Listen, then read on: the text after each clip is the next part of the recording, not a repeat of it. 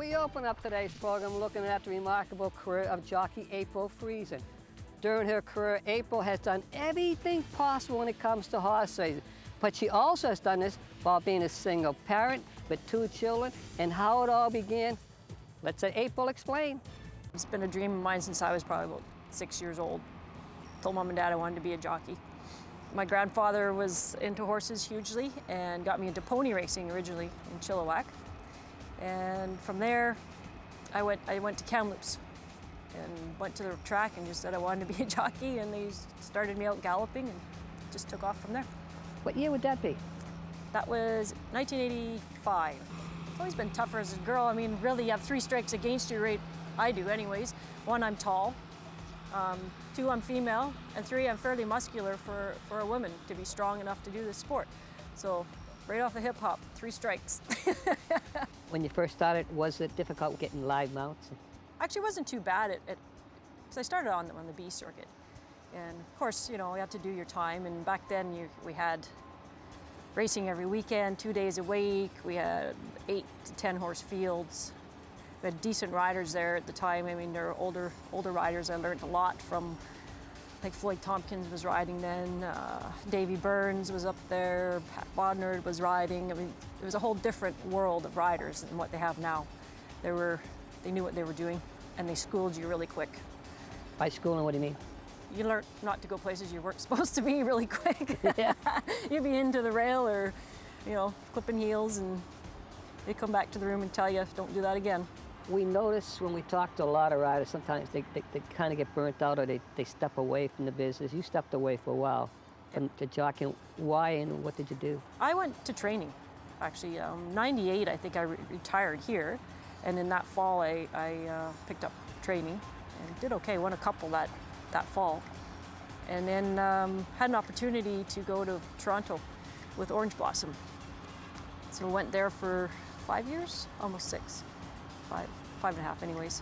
So that was an experience, and had a couple of my own that I bred and raised and trained out there, and they did well.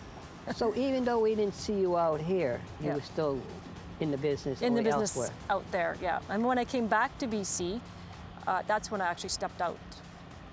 I took like almost a 2-year break from it. And just, I needed time. Recently you took out your jock's license. What made you do it once again? You kind of get the itch again.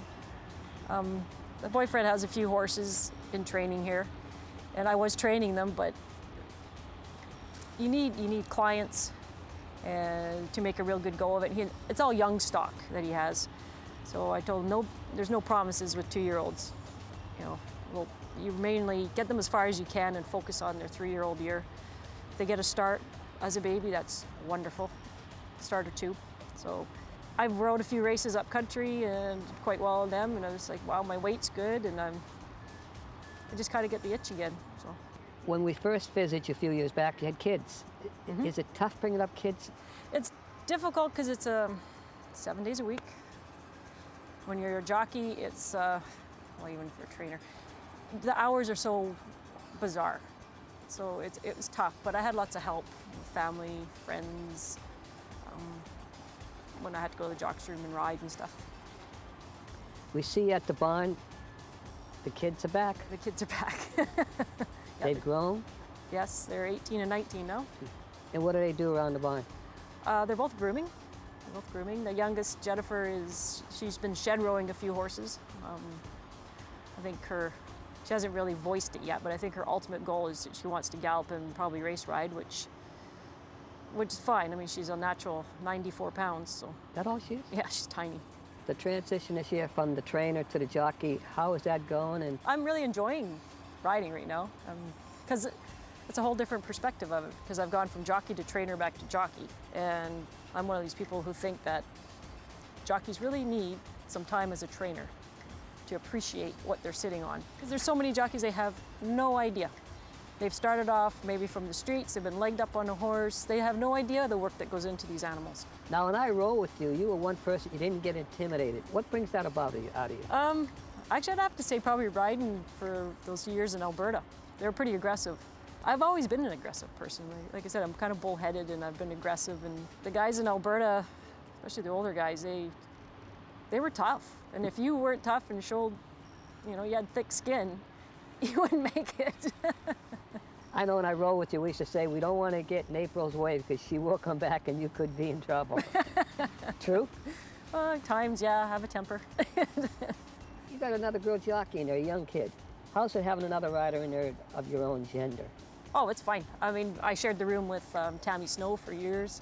It's fine. I mean, everybody has their own way in the room. I spend a lot of time in the kind of the TV room, the room between the girls and the guys' room. I like watching races I don't ride. I like watching the races with the guys, with the other riders, and you learn a lot by watching races with the other jocks. And I cannot stipulate that enough to young riders. Don't hide in a room by yourself and think that you're going to just watch the TV and pick things up. They should be out with the other riders, especially the journeymen, and learning their comments, what they see. And I can't stipulate that enough for young riders. What would you like to see for April from the riding end of it? Right now, how you doing? You enjoying it?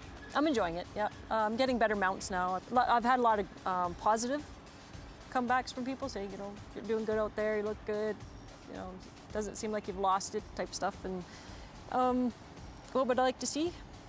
Just a fairly successful end of the meet here, and then I'll decide what I want to do next year.